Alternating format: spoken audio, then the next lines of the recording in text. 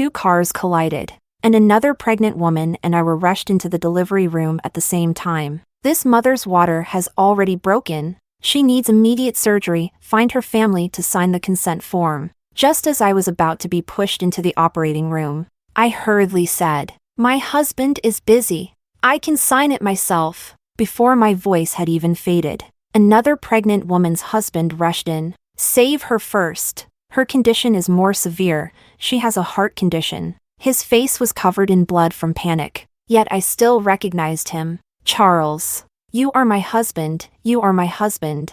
"I am Charles, an obstetrician at the Central Hospital. Please trust my professional judgment." I reached out to touch him, but he slapped my hand away. "But this woman's water has already broken." Charles glanced at me. "She won't die. I'm her husband. I can sign the liability waiver." Chapter 1. The car accident happened so suddenly that the hospital's doctors were unevenly distributed. This surgery opportunity was rare. It was originally mine. But because my husband was the leading obstetric expert at Central Hospital, everyone believed in his professional judgment and postponed my surgery. As my hospital bed was pushed away, Charles didn't even spare me a glance. His hands clutched tightly around Sabrina's, all his concern laid bare. "It's okay. Once the approval goes through, I'll personally operate on you. You will definitely make it off the operating table safely." The tenderness in his eyes stabbed through me. Without a bed for me, they placed me in the hallway, where I watched him pour his love onto another woman. Patients came and went, surrounded by their families. In moments of fear, they had someone to lean on, but I had no one. He walked past me, pausing for a moment, but he didn't turn his head. He left decisively, only leaving behind one unclear sentence. "You won't die. Please trust my professional judgment." I didn't know how long that surgery took. During the wait, I drifted into sleep. When I was finally awakened, a group of medical staff had gathered around me. "The patient is experiencing an acute amniotic fluid embolism. Quickly, contact the blood bank." "Where is Dr. Charles? Get him now. He's the only one in the city who has handled amniotic fluid embolism cases before." "We don't have experience." A flurry of hurried footsteps. My bed was swiftly pushed by several male nurses, who comforted me. They told me everything would be okay. They said my husband was the most authoritative obstetrician in the city, that he had successfully treated amniotic fluid embolisms twice, with a 100% success rate. They said that since I was young, healthy, and not a high-risk blood type, my chances of survival were high. The bright white surgical lights shone directly down as everyone anxiously yet methodically reported my vitals. "No, her oxygen levels are dropping too fast. She's failing." "Where is Dr. Charles?" My attending physician was nervous. His hand gripping mine was ice cold. A nurse anxiously said, "Dr. Charles left after finishing Sabrina's surgery. He said Sabrina woke up and wanted porridge, wanted him to personally make it." "Call him." "We did. He's not answering." The baby has no heartbeat either. The mother is losing consciousness. She's not going to make it." My attending physician squeezed my hand tightly and firmly told me, "You were assigned to me, and I will not give up on you easily. Don't give up on yourself either. Notify the pediatric team. We will do everything we can to save both the mother and the baby." "Okay." I blinked silently. Someone in this world still wanted me alive, so I had to fight for it. The other doctors were still trying to contact Charles. My attending physician, along with several of the hospital's top specialists, worked against the clock to save me. I watched as bags of blood plasma were brought in, emptied, and replaced. I saw the doctor sweating yet not daring to hesitate for a second, and my chest ached with sourness. Just then, an intern excitedly held up my phone and shouted,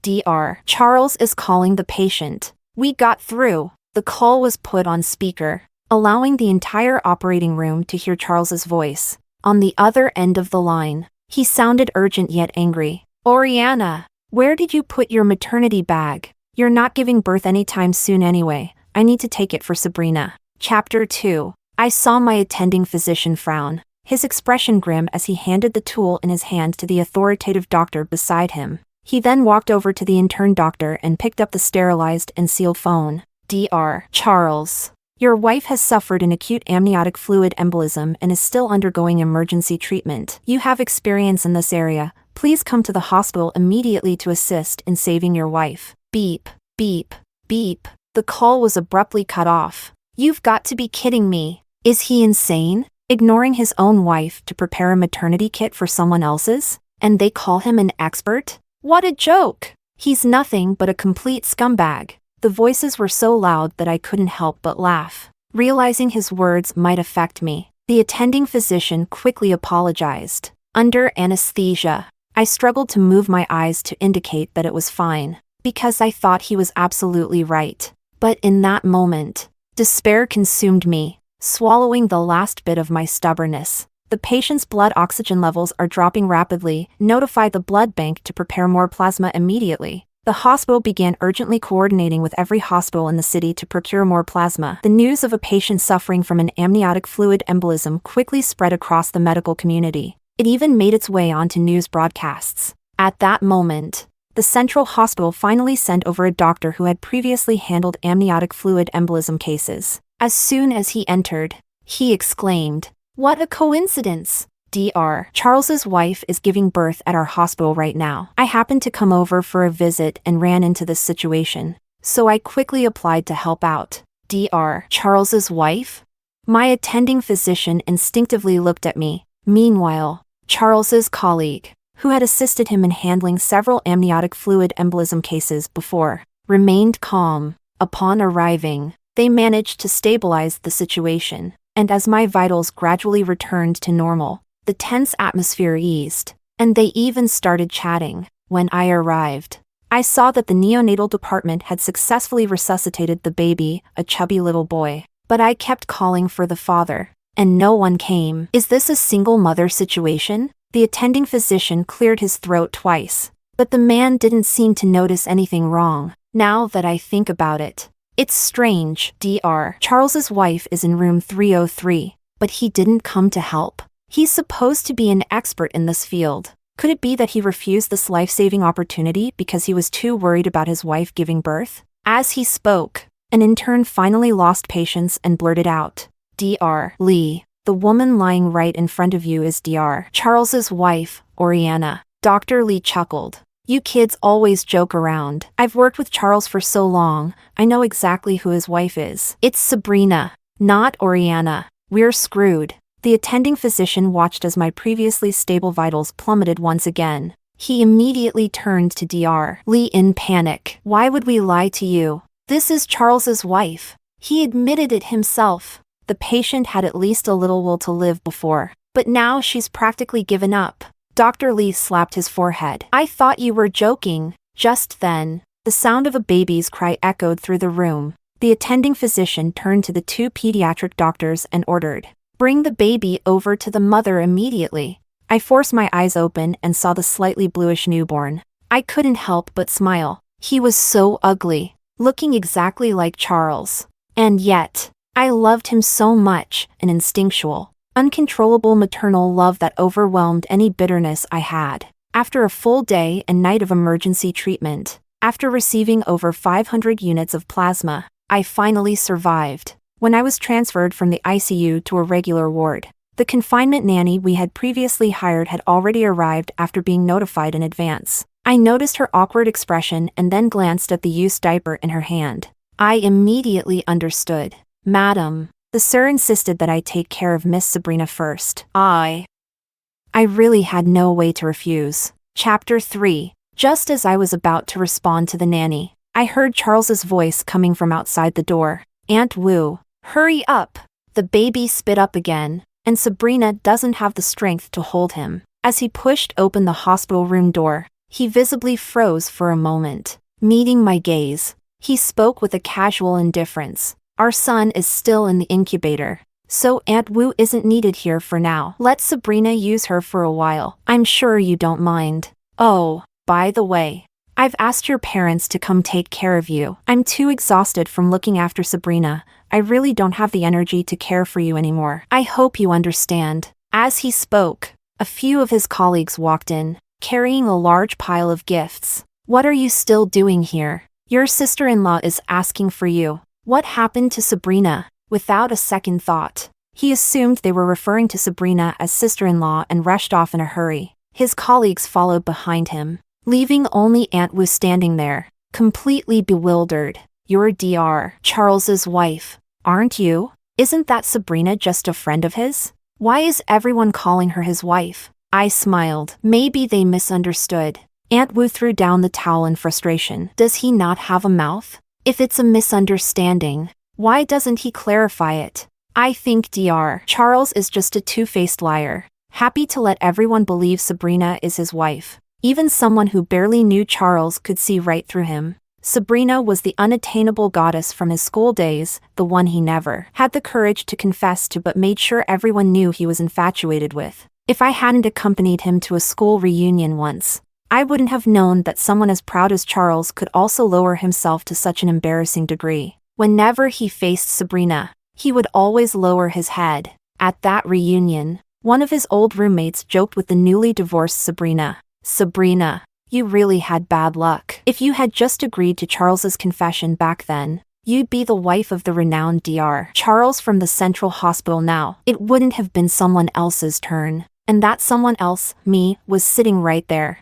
quietly eating my steak. None of his old classmates liked me. They saw me as the obstacle standing between Charles and Sabrina, believing that without me, their goddess would have had a rightful place. Even Charles seemed to think that way. After that reunion, he started emotionally distancing himself from me, using work as an excuse to only come home once a week. He even refused to accompany me to my prenatal checkups. Yet he constantly appeared in Sabrina's social media posts, gradually becoming the perfect man in her captions. When people misunderstood their relationship, Sabrina would simply smile and let it slide, never explaining, never denying, just accepting it all. Charles was exactly the same. He found pleasure in the assumption that his wife was the beautiful and radiant Sabrina. We had argued about this once before. He claimed that the truth will always prevail and that there was no need to prove himself over something false. He told me to respect his right to have friends. When it came to Sabrina,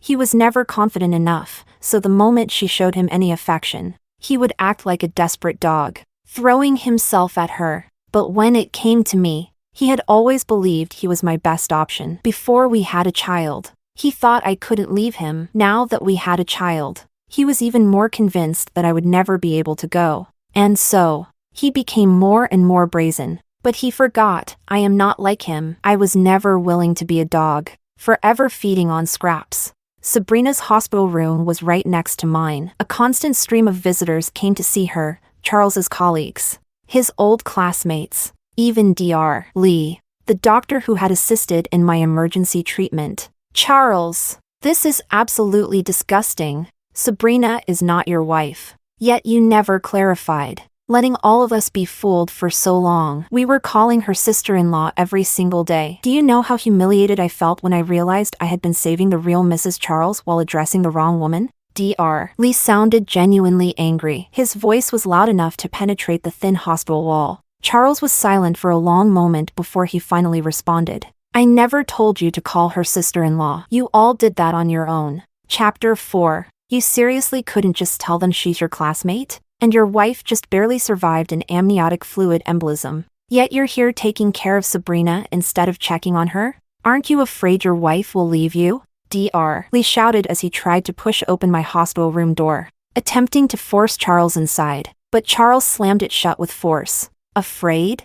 I wish she would run away." He sneered. She was the one who chased after me relentlessly. After all those years of being a backup option, she finally got what she wanted. How could she possibly leave? And now that she has a child, she's even less likely to run. He scoffed again. She's not like Sabrina. Sabrina has a heart condition, she's fragile. But Oriana? She was an athlete. An amniotic fluid embolism might be a big deal for most people. But for her, it's nothing. And you call yourself an expert in gynecology? Dr. Lee snapped. Do you not understand how high the fatality rate of an amniotic fluid embolism is? The woman who died on your operating table last year was an athlete, perfectly healthy, yet she died within 30 minutes of the embolism occurring. Your wife got lucky. Maybe even the Grim Reaper pitied her after seeing what kind of husband she married. Dr. Lee was practically spitting fire. but Charles still refused to step inside. The only thing he did was casually transfer me $20,000 and tell me to take care of myself. I blocked him and deleted every single contact method I had for him. That night, just before I fell asleep, my attending physician informed me that since I was recovering well, reporters from the city wanted to interview me. After all, surviving an amniotic fluid embolism, one of the deadliest complications in childbirth, was extremely rare. Don't worry. The interview will be brief. The directors from Central Hospital and a few other major hospitals will also be conducting a postnatal consultation. This could be a good opportunity for you. All right. I agreed without hesitation. On the day of the interview, Charles showed up too. He was dressed in a suit, standing confidently in the crowd, recounting the difficulties of performing an amniotic fluid embolism surgery. Beside him, Dr. Lee looked completely defeated, staring at the ground, unwilling to say a word. Meanwhile, several directors from Central Hospital gazed at Charles with admiration, occasionally throwing in words of sympathy. As doctors, the last thing we ever want to do is operate on our own family members. And Charles didn't just face an ordinary case, he had to save both his wife and unborn son. It takes incredible mental fortitude to withstand that kind of pressure and still achieve such a successful outcome. His superior showered him with praise, even giving him a knowing glance. Charles walked through the crowd and stopped in front of me. You know I'm about to be promoted. This is an opportunity. Luckily, the patient was you. If it were someone else, things wouldn't have been as easy to arrange. Just don't say anything wrong later. All right? Make sure to say that I was the one who performed the surgery. It had nothing to do with anyone else. The rest has already been taken care of by my superiors. Like always, he reached out to ruffle my hair, but after realizing I hadn't washed it since giving birth, he wiped his hand in disgust. The interview began. My attending physician arrived late, only to be blocked outside by Central Hospital staff. A reporter thrust a microphone in front of me. Ma'am, after this near-death experience, what would you like to say most? I took a moment to reflect, then held the microphone firmly. I want to thank the doctors who never gave up on me, the ones who stood by me even when I was about to give up on myself. Sensing an emerging headline, the reporter glanced at both Charles and me. Which doctor are you most grateful for? I noticed Dr. Lee was already preparing to leave, so I quickly pointed toward the entrance. My attending physician and all cameras turned toward Charles. He was ready, a speech already prepared in his mind, but I pointed at someone else. Dr. Lee from Central Hospital. The crowd erupted in whispers. Charles's eyes widened in shock. He fumbled with his phone, trying to send me a message, but when he hit send, his expression grew even darker. Meanwhile, Dr. Lee looked utterly stunned. His initial surprise soon gave way to an expression that looked like he was about to cry. The reporter,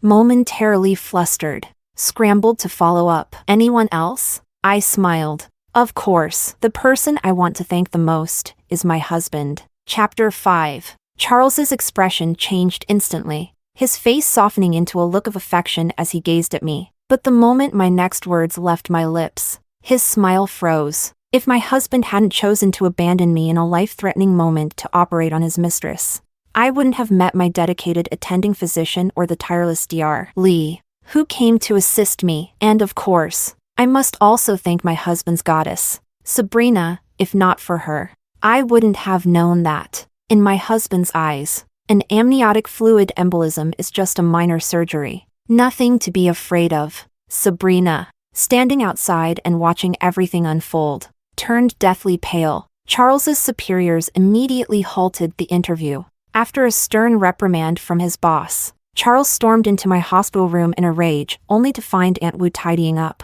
Where's Oriana? She had been here just a moment ago. How could she disappear so quickly? Aunt Wu scoffed. Her parents arranged for her to stay at a private postpartum care center. They just picked her up. She just left on her own? After what she did to Sabrina, she should have taken responsibility and arranged for her to go too. He pulled out his phone and tried calling me, only to realize he had been blocked on every platform. Frustrated, he called my parents instead. My parents had divorced when I was very young, and neither had been particularly involved in my upbringing. The only time they had ever actively taken an interest in my life was when I had been desperately chasing after Charles. Back then, My father had been one of Charles's professors. Seeing how determined I was, he had helped create opportunities for me, but he never seemed particularly fond of me. Even Charles had asked about it once. I had told him the truth. My father had always favored boys. From the moment I was born, he had never liked me. Charles had seemed thoughtful about that. After we got married, my father had treated Charles exceptionally well,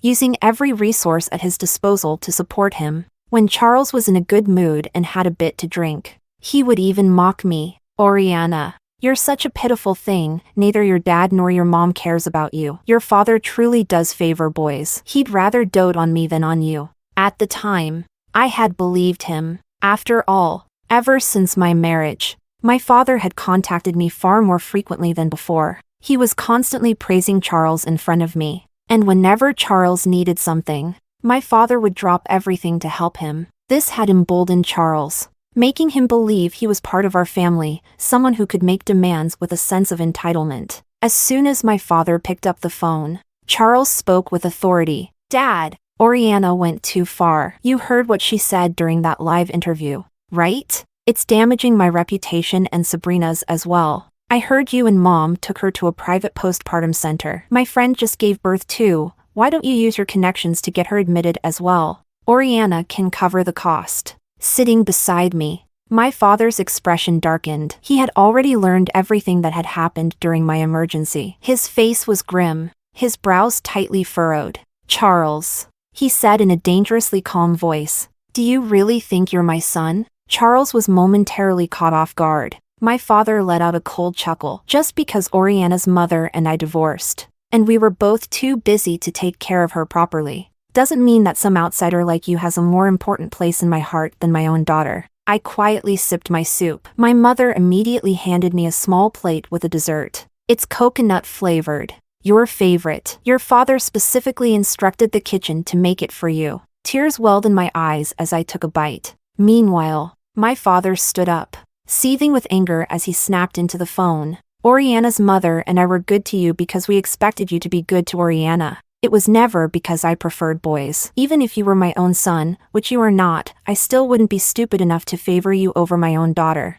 Chapter 6. My father angrily hung up the phone. "I don't know what kind of blind delusion made you insist on being with Charles in the first place, but look where that got you." My mother elbowed him sharply. "Our daughter is already suffering, and you're just adding fuel to the fire. She barely survived this time. If anything had happened to her, I wouldn't have let Charles get away with it." The two of them bickered back and forth while I sat there, staring at my child, lost in thought. Then my father turned to me, his voice firm. "As soon as your postpartum period is over, divorce him. You can't stay with a man like that. It's already done." Both my parents froze, staring at me in shock. I had already divorced him. Last month, Charles had forced me into it. It happened after I went for a prenatal checkup alone and ran into him and Sabrina. He was holding her belly with such tenderness, analyzing her ultrasound with a soft smile, telling her that the baby was a girl, adorable and healthy. Meanwhile, I stood alone, clutching my own examination report, arguing with a woman who had cut in line. I almost got pushed down, but Charles walked right past me as if I didn't even exist. But Sabrina saw me. That night, she sent me a message. It contained screenshots of her chat with Charles. It turned out they had been in frequent contact ever since the reunion. Whenever Charles was on night shifts and not by my side, he was video calling her. In his messages, I was nothing more than a nuisance, a burden. He didn't love me, but he felt obligated to take responsibility. He told her that sometimes he truly wanted to divorce me, but I clung to him like my life depended on it. "She's not as good as you, in every possible way. Sometimes I regret not waiting longer for you. If I divorce her, do we still have a chance? Really? You still like me? Don't worry. Even though this child isn't mine, I will take care of her. I won't miss a single one of your checkups." Sabrina claimed she wasn't trying to break up my marriage. She just wanted a father figure for her unborn child. Even a godfather would do. She told me not to be too jealous, or else Charles would be under too much psychological pressure. When I showed the messages to Charles, he snapped. "If you can't accept my friendship with Sabrina, or an innocent child, then let's just get a divorce." Fine. I was heavily pregnant, but I still went with him to file for divorce. At first, the clerk refused, but after seeing my determination, they processed the application. They reminded us that it would take 1 month for the cooling-off period to end before it would be finalized. Charles turned to me and sneered, "You better not regret this." I admit, in the days that followed, I did regret it. I was terrified of raising a child alone. I feared my parents would side with Charles and not support me. But most of all, I was unwilling to accept it. He was the person I had spent years chasing after. Was it really going to end like this? But after everything that happened, after nearly dying in childbirth because of him, every ounce of lingering attachment was shattered.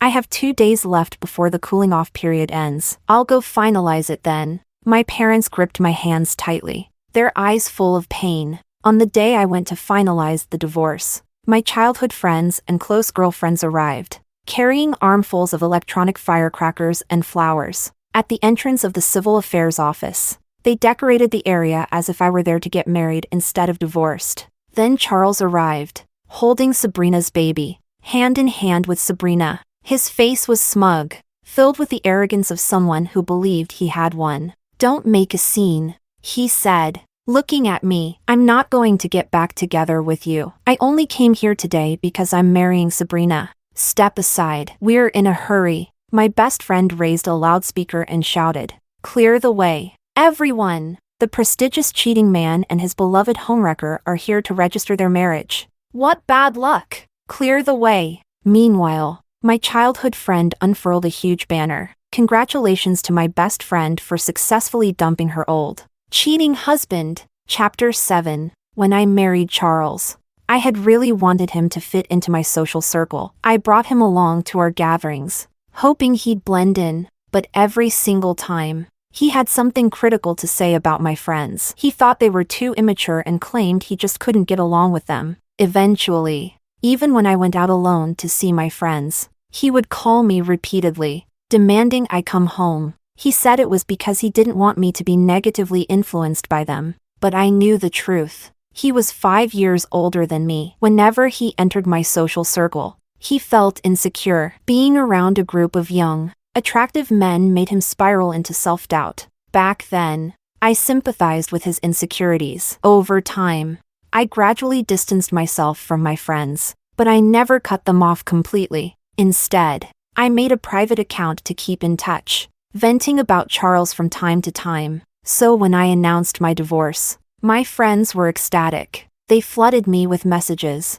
celebrating the fact that I had finally woken up. One after another, they traveled from all over just to be here for me. As I sat at the desk finalizing the paperwork, I happened to glance at Sabrina's baby. Something seemed off. Her gaze was vacant, unfocused, unusual for a baby at this stage. My mother was a pediatric specialist, and I had studied pediatric neurology before dropping out. Instinctively, I sensed that something wasn't right. There was a high chance this child had cerebral palsy. And, from the looks of it, it was the rare kind caused by genetic mutations. After finishing the paperwork, I kindly mentioned my concerns. Charles shoved me away. "Are you out of your mind? Cursing a child like that? And I'm an OBGYN expert. I obviously know more about this than a dropout like you." I laughed. "Believe what you want. I was just being nosy. If you want to stay ignorant, go ahead, enjoy your life."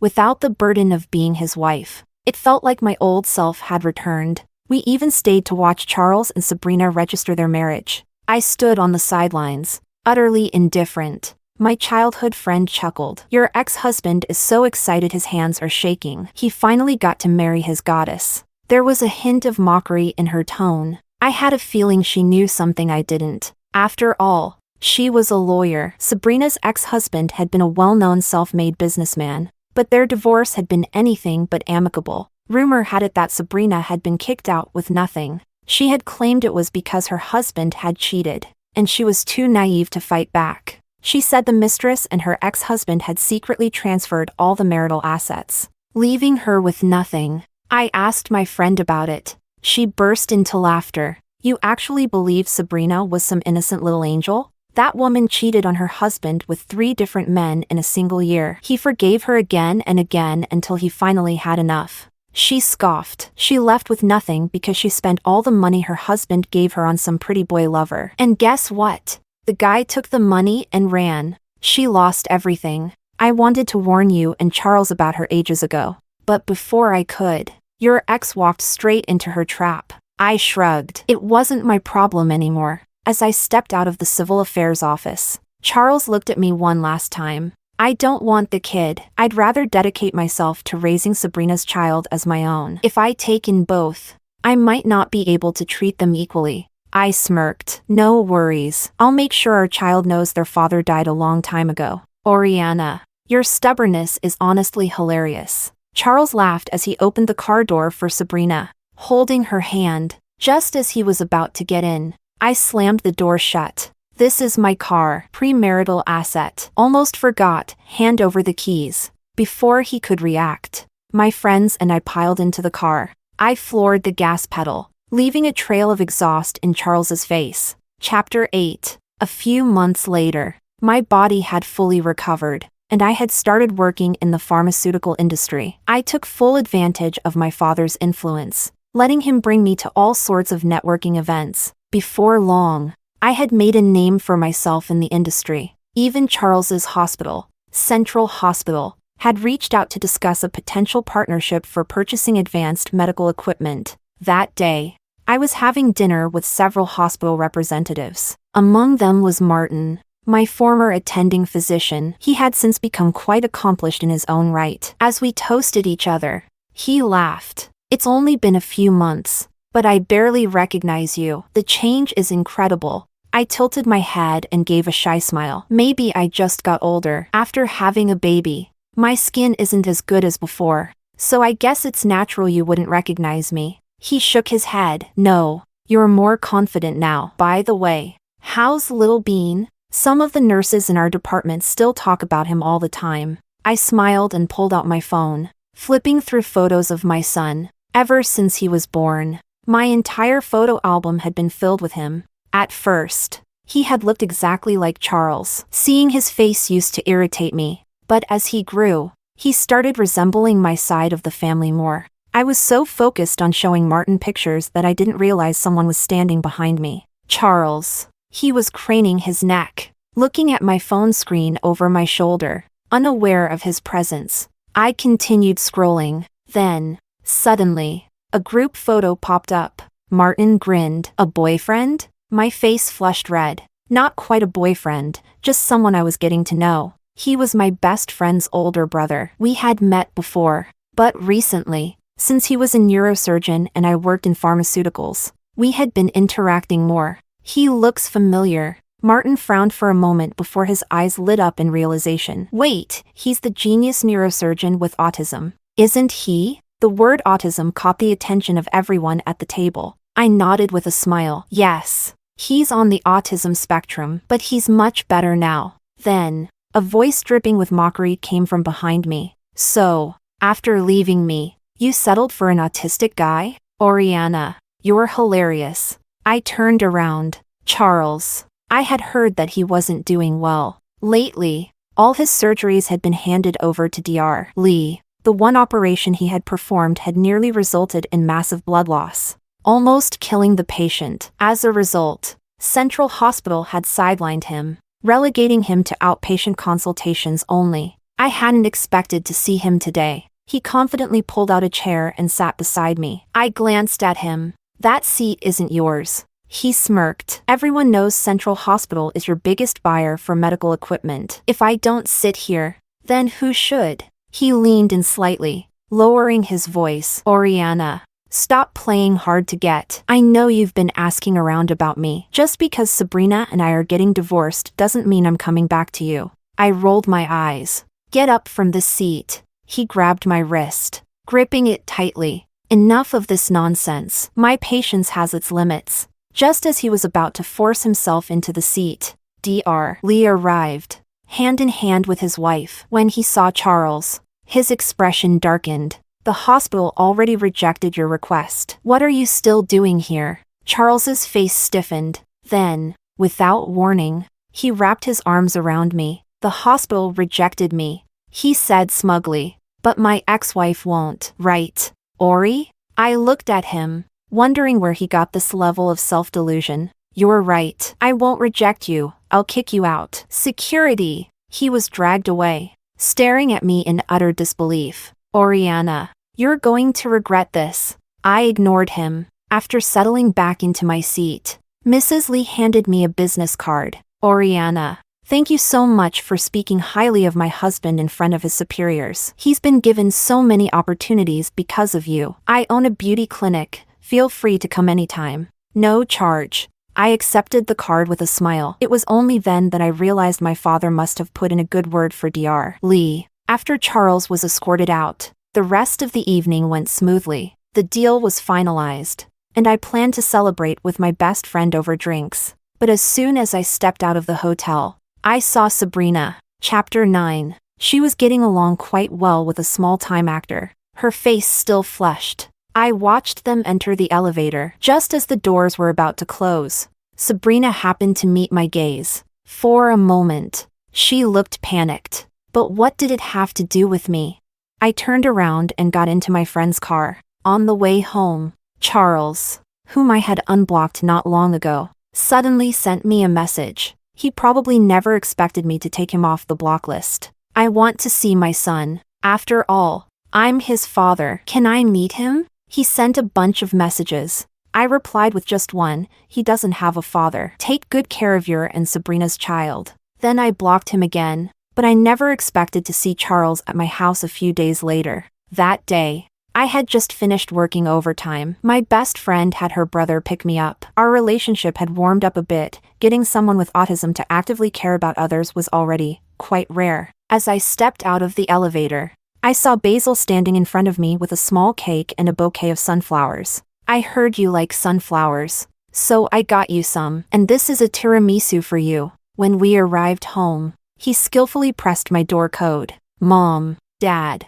Basil's here for dinner. As I spoke, I noticed Charles sitting on the sofa. He looked stunned as he saw Basil and me holding hands. Basil wasn't very familiar with Charles. When he saw him, he instinctively greeted him politely and naturally placed the flowers in my room. Auntie, let me help you. My mom walked out of the kitchen. Forget it. Your hands are too precious. Just wait and eat. She glanced at Charles. Are you done talking? Dinner is ready. Charles got up and walked straight to the seat where he used to sit whenever he had dinner at our house. My parents were both shocked. We never said you could stay for dinner. My dad said bluntly. I meant that if you're done talking, leave now and don't delay our meal. My dad went straight to open the door. I'll find someone to help with the child's situation. It's getting dark. If you don't leave now, you won't be able to get a cab. Charles looked at me. Oriana, can we talk? I shook my head.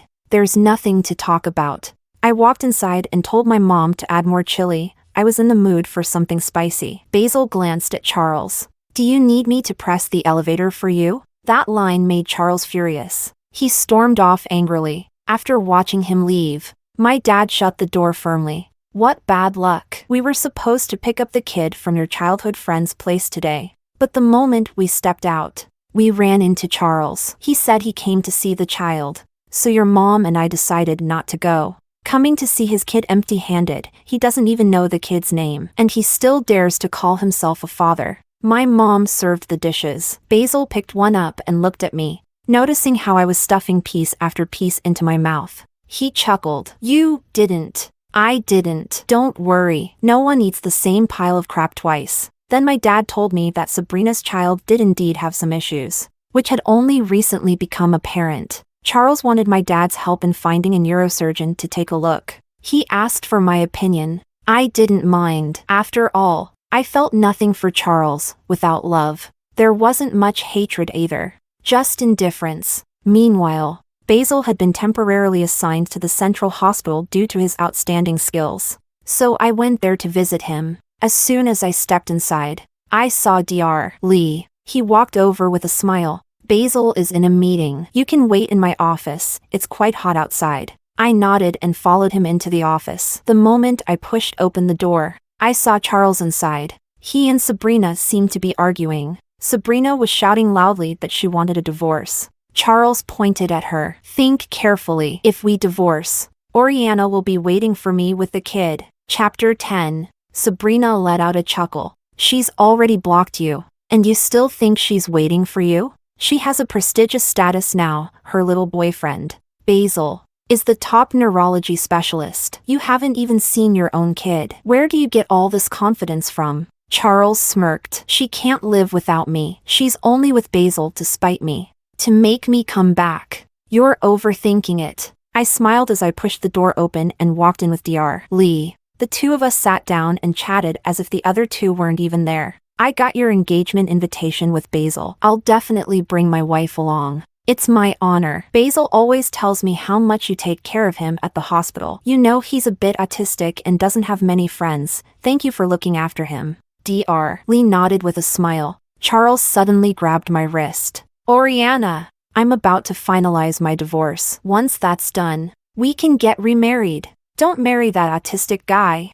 Who wants a third-hand reject like you? And autism is still better than being a piece of trash. Oriana, you weren't like this before. You used to. I sighed and pushed him away. I used to be an idiot, but I've recovered now. Don't grab me like that. Your wife is still here. It wouldn't be good if she misunderstood. Sabrina scoffed, then turned and walked away with her little boy toy. Charles's eyes widened. Sabrina waved at him dismissively before leaving for good. After that day, Charles went crazy trying to reconcile with me. He waited outside my apartment every day. One day, he was still there, even as heavy rain poured down. He refused to leave. When I went downstairs with an umbrella, Basil, looking a little nervous, asked, "Should I make him some hot water?" I shook my head. When Charles saw me coming, his voice choked up. "I knew it. I knew you wouldn't be so heartless. You still have feelings for me." I laughed. "You're overthinking it. My fiancé's birthday is today. I ordered a cake and just came down to pick it up." I took the cake from the delivery guy, then turned to Charles. "A good ex should be as good as dead." He grabbed my hand. I turned around and slapped him. "Stop pretending to be deeply in love. I don't have time to play along. If you can disappear, then disappear. I never want to see you again." As I walked back upstairs, I heard a loud thud from behind, but I didn't look back. It wasn't until much later that I found out Charles got into a car accident that night. He was paralyzed. Sabrina didn't divorce him, but she sent him to a rehabilitation center while she moved into the house Charles had bought, living with her boy toy and spending the compensation money. But she had a botched plastic surgery, which led to an infection, and her face rotted. The child's surgery was successful, but because her boy toy scammed her out of all the money, the follow-up treatments were delayed. When my friend heard about it, she just shook her head. "See? Karma still exists." Then, my childhood friend held up my wedding dress and looked at me. "A black wedding dress? Your fiancé really has a unique taste." I shook my head with a smile. The idea of wearing black to my wedding was mine. Basil had just nodded in agreement. The only time he ever objected to me was when I once said I loved him so much I could even have his children. It was just a figure of speech, after all. I had experienced an amniotic fluid embolism before, and giving birth again would be a huge risk for me. But the moment I said it, he covered my mouth. He told me he didn't need that. As a doctor, he knew very well what kind of danger a woman who had experienced an amniotic fluid embolism would face if she got pregnant again. "I don't need you to have children for me. I just need you to live well and be your happiest self." After we got married, aside from his autism, everything about him was perfect. He loved me dearly. Though I had been through so much, I finally welcomed my rebirth. The past was beyond my control, but the future was full of possibilities.